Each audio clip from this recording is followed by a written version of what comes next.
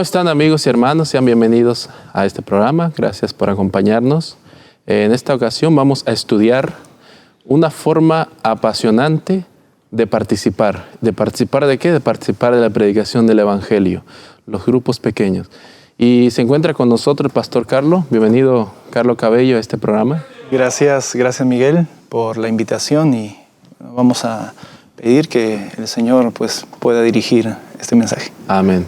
¿Qué le parece si antes de abrir este mensaje y compartir con nuestros televidentes, quiere tener una palabra de oración con... Sí, va a ser necesario. Gracias. Vamos a orar. Padre nuestro que estás en los cielos, santificado sea tu nombre. Te damos gracias, bendito Señor, por tu palabra, por tu orientación, Señor, por tu verdad. Suplicamos que tu verdad, Señor, tu palabra pueda vivir en nosotros y pueda producir los frutos, Señor, que necesitamos en nuestra vida. En el nombre de Jesús te lo pedimos. Amén, Señor. Amén. Quiero comenzar leyendo Mateo 9, 37 y 38, que dice: Entonces dijo a sus discípulos, hablando de Jesús, a la verdad, la mies es mucha, mas los obreros pocos. Rogad pues al Señor de la mies que envíe obreros a su mies. Yo recuerdo, Carlos, quiero comenzar con este testimonio, que cuando yo era pequeño en mi iglesia adventista, siempre miraba, observaba a mis hermanos cómo buscaban la manera, la forma de poder predicar y traer nuevos miembros a la iglesia. Especialmente cómo llevar a cabo la obra de Dios de diferentes formas. Pero había algunos ancianos que fueron convertidos ya ancianos, de avanzada edad, y ellos querían participar, pero ellos se sentían impotentes, sentían que no tenían lugar para hacer esta obra.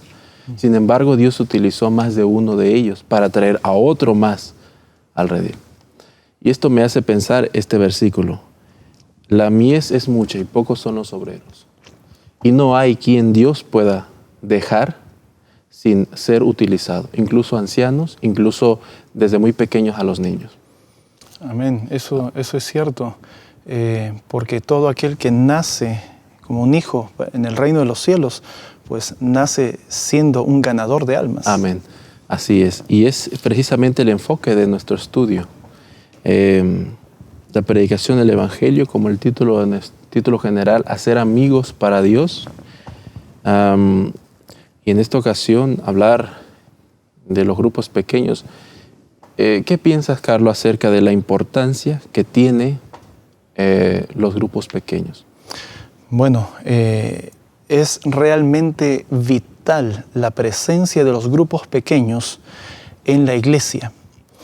Y bueno, esto lo manifiesta tanto la palabra de Dios y también el espíritu de profecía.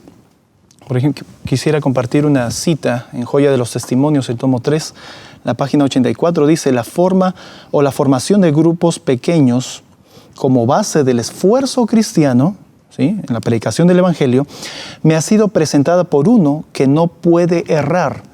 Es contundente realmente esta cita. ¿Quieres volver a leer? Claro que sí. Dice: la formación de pequeños grupos como base del esfuerzo cristiano me ha sido presentada por uno que no puede errar. Ese que no puede errar es Cristo mismo. Así que tiene la aprobación divina el formar grupos pequeños y el que estos grupos pequeños pues puedan trabajar y realizar su labor. Sabemos que esta idea de grupos pequeños tiene su base bíblica, su origen bíblico. Es una idea, no es una idea de hombres, sino que es la idea de Dios. Uh-huh. ¿Tienes algunos ejemplos? Puede ser quizá en el Nuevo Testamento, quizá en el Antiguo Testamento, de algún ejemplo de grupo pequeño. Bueno, sí, y la lección justamente comenta acerca de esto. Tenemos, por ejemplo, en Éxodo capítulo 18, los versículos 21 al 25, cuando Yetro, el suegro de Moisés, recomienda a Moisés que él pueda hacer grupos de 1000, de 100, de 10, y cada grupo pueda tener un líder, para que así de esa manera pues pueda gobernarse o juzgarse mejor al pueblo o las necesidades del pueblo. Ahí tenemos un primer ejemplo en el Antiguo Testamento. En el Nuevo Testamento, y esto también lo manifiesta la sierva del Señor. Voy a compartir una cita de lo que menciona en Testimonios, tomo 1, la página 653, acerca del caso de Moisés. Dice: Dios se propone que aprendamos lecciones de orden y organización del orden perfecto instituido en los días de Moisés para beneficio de los hijos de Israel. En el tiempo de Moisés empezó a haber un orden tal, como lo vemos registrado en Éxodo 18. En el Nuevo Testamento también nosotros encontramos estos ejemplos, ¿no? En Lucas 6, en Marcos capítulo 3.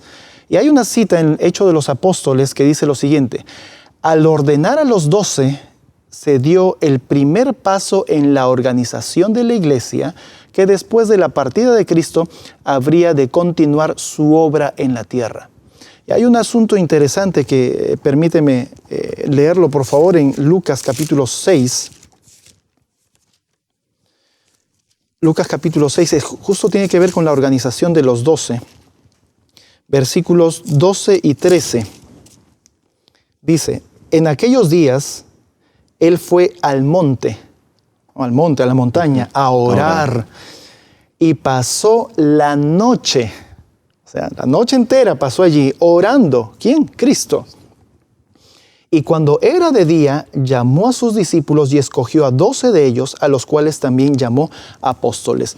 Y ahí menciona los nombres. Me llama la atención que primero fue a orar. Tuvo que consultar primero. Así es. Y eso es justamente lo que el texto de memoria para esta semana menciona, porque ¿a quién se le debe pedir más obreros para la mies? El dueño de la obra es Dios. Y Él es el que tiene que proveer. Él va a proveer y va a dar lo necesario y lo suficiente en personal, en conocimiento, en capacitación, en momento de elección mismo, para que su obra realmente tenga éxito. Así que la primera cosa que debemos centrar aquí es que los líderes deben estar su fe cimentada en el Señor y deben ser guiados y dejarse guiar por el Espíritu Santo. Y esa es la pregunta que yo te quería hacer a continuación. ¿Cuán importante es ser guiados por el Espíritu Santo y no por mis ideas ni por las ideas de un pastor, aunque hay que darle su respeto, pero que realmente seamos guiados por el Espíritu Santo? Ajá. Y haya éxito? Mira, estás incidiendo ahorita en un punto muy importante y realmente bastante delicado, porque muchas veces se confunde la obra de los hombres como la obra de Dios. La palabra de Dios claramente en el libro de Jeremías, del profeta Jeremías, dice que engañoso es el corazón del hombre. ¿Quién lo podrá conocer? Si el hombre se desliga de Dios, ya no haría la obra de Dios. Por más que estas obras sean buenas, ya no sería la obra de Dios. Habría desaprobación de parte del Señor. Hay una cita que quisiera compartir con respecto a esto. En Joya de los Testimonios, el tomo 2, la página 531, dice: lo que Dios requiere no son numerosas instituciones, grandes edificios, ni mucha ostentación, sino la acción armoniosa de un pueblo peculiar. En Marcos capítulo 3 claramente menciona que Jesús llamó a los que quiso. Eso es un asunto que debiéramos tener en cuenta. Jesús llamó a los que quiso, dice Marcos 3. Así que esta acción armoniosa dice de un pueblo peculiar, no es cualquiera, sino es el pueblo que el Señor llamó. Un pueblo escogido para Él y precioso. Cada uno debe ocupar su lugar pensando, hablando y actuando en armonía con el Espíritu de Dios. Entonces, pero no antes. Eso es muy importante como lo menciona, muy interesante inclusive. Entonces, ¿cuándo? cuando esta persona se deja guiar por el Espíritu Santo. O sea, cuando piensa, habla y actúa conforme el Espíritu Santo manda. Entonces, pero no antes, será la obra un conjunto completo y simétrico. Significa que no existe organización, no existe planificación, no existe éxito en la obra de Dios si no hay dirección del Espíritu Santo. Amén. Y esta dirección del Espíritu Santo, sí, de forma organizada con varias personas, pero en el ministerio personal, ¿cómo encaja el ministerio personal de acuerdo a los dones espirituales en un grupo? Ok. Siempre se menciona que los líderes debieran tener la capacidad de ayudar a reconocer a sus liderados los dones que tiene para que estos los puedan poner al servicio del Señor. Esto es básico de lo básico, por decir así, en el liderazgo. Sin embargo, esto es necesario hacerlo de igual manera, teniendo el Espíritu Santo en la vida, porque un líder que no está tomado del Señor no va a poder reconocer esas cosas. La cita que te mencioné acerca de lo que dice Jeremías, dice, engañoso es el corazón más que cualquier otra cosa. ¿Quién lo puede conocer? Todas las intenciones que hace el hombre alejado de Dios resultan siendo para mal. El corazón del hombre va de continuo hacia el mal, también dice la palabra de Dios. Entonces, lo que tú mencionabas, es importante reconocer los dones y estos ayudarles a que puedan desarrollarlos y crecer para que puedan de esa misma forma o esa misma manera ponerlos al servicio de Dios. Muy bien. Ahora, Pastor Carlo, ¿cómo organizarse o cómo planificar o hacer planes o actividades para poder llevar a cabo la obra de grupos pequeños? Bien, como mencioné hace un momento, hay un hilo finísimo entre lo que es la obra de Dios y la obra de los hombres. Hay diferencia entre lo que es la voluntad de Dios y la voluntad de los hombres. Los hombres podemos hacer buenas cosas. O desear buenas cosas. O desear buenas cosas, ¿no? Pero la aceptable a Dios es la que es producida por el Espíritu Santo, como fruto. Eso es grato olor al Señor. La única forma de poder hacer esto es, como hemos mencionado, primero, ser guiados por el Espíritu Santo, recibir la lluvia temprana diariamente. Y esto es a través del culto personal, presentarnos ante el Señor como sacrificios vivos. Cuando nos presentamos como sacrificios vivos al Señor, entonces nuestra naturaleza se está sometiendo a la divinidad de Dios. El Señor entonces viene a mi vida, el Espíritu Santo trae la presencia de Cristo a mi vida, y es Cristo entonces el que vive en mí, ya no vivo yo, Cristo vive en mí, y esa lluvia temprana debiéramos recibirla diariamente.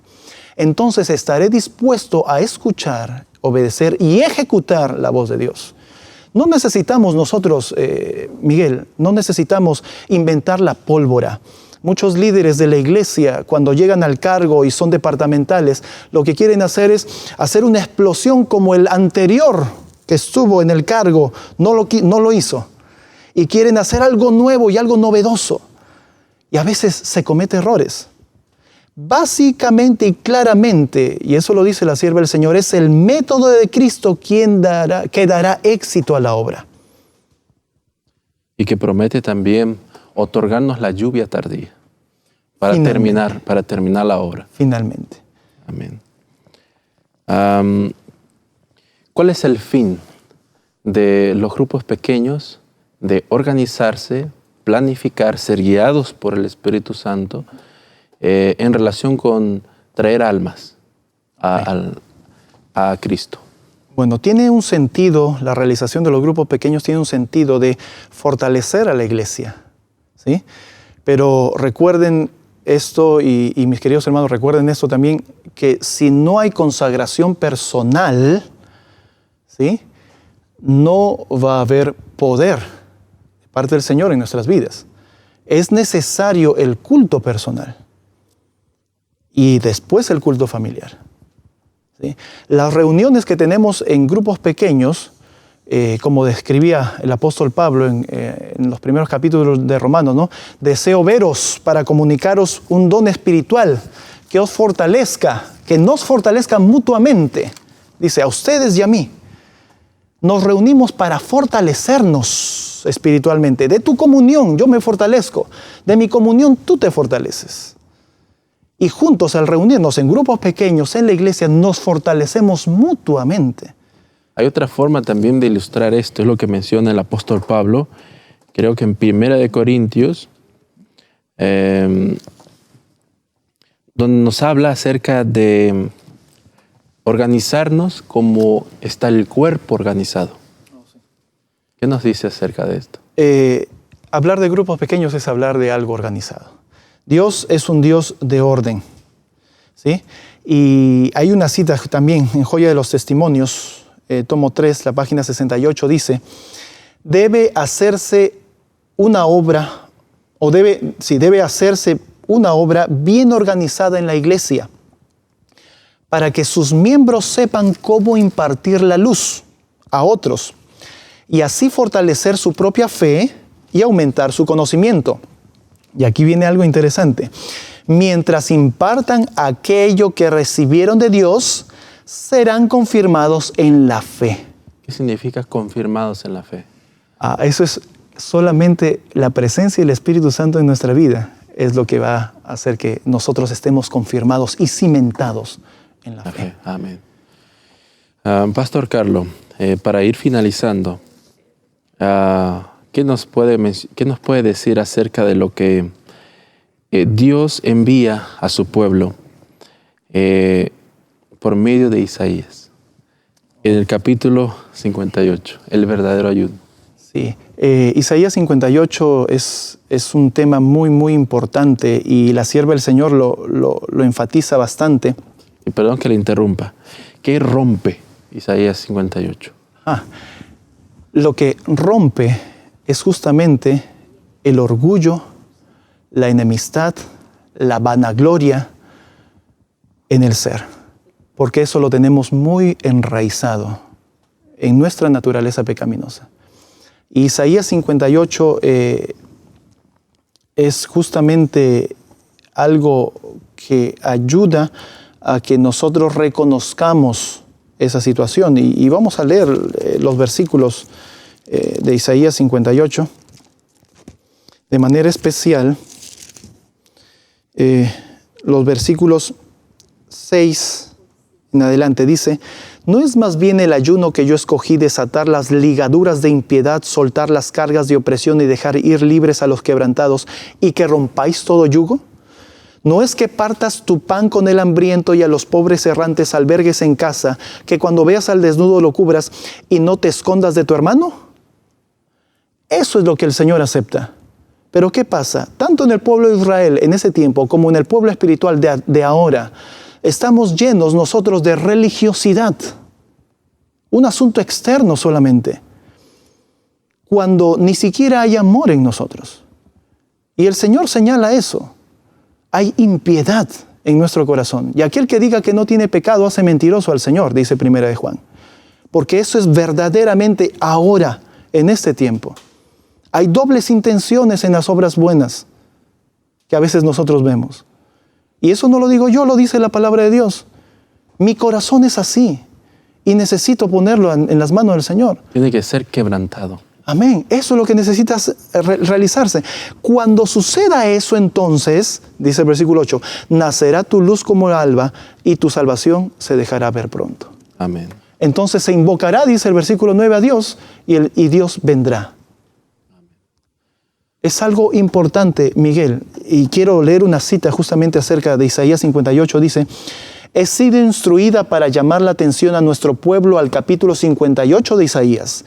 Leed este capítulo cuidadosamente y comprended la clase de obra que llevará vida a las iglesias. Hermanos, si sientes y ves que tu vida espiritual está muerta, si ves y sientes que la vida espiritual de tu iglesia está muerta, es porque falta obras como estas, que son producto obviamente del Espíritu Santo en la vida de las personas, porque realmente lo que hacemos con naturalidad es llenarnos a nosotros mismos y olvidarnos de nuestro prójimo.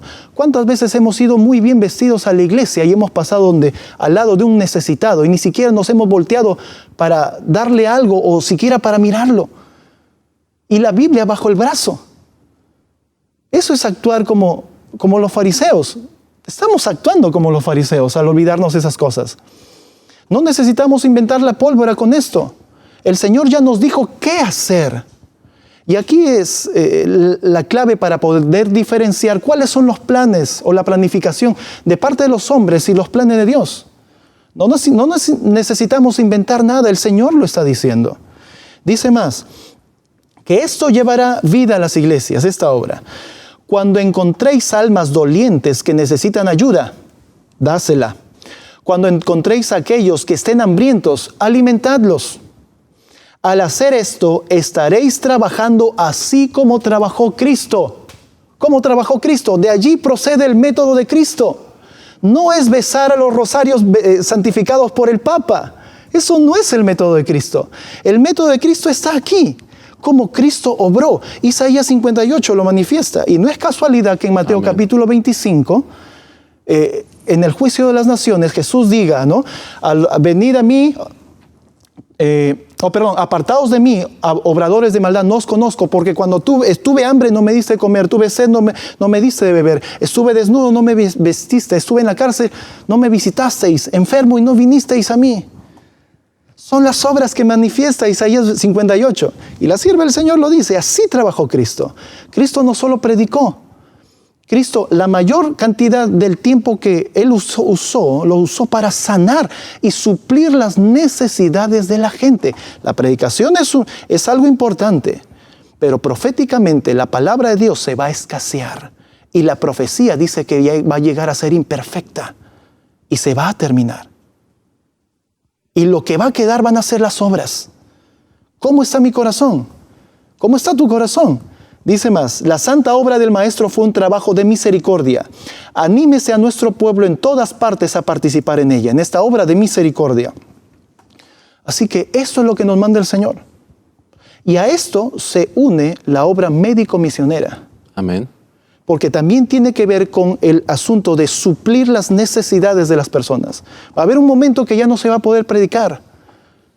La obra pastoral, la obra ministerial no va a terminar la obra. Va a ser la obra médico-misionera. Y si no nos estamos preparando, si no aprovechamos ahora el tiempo en aprender esta labor, ¿qué vamos a hacer Amén. Cuando llegue ese tiempo? Amén. ¿Cuál es la conclusión, Pastor Carlos? Necesitamos diariamente recibir la lluvia temprana. Aquellos que reciban, dice el Espíritu Santo, van a recibir el sello de Dios, dice la sierva del Señor. Y no cerremos nuestros corazones a la influencia del Espíritu Santo. Dejemos que la persona amor, Dios es amor, realmente entre en nuestro ser.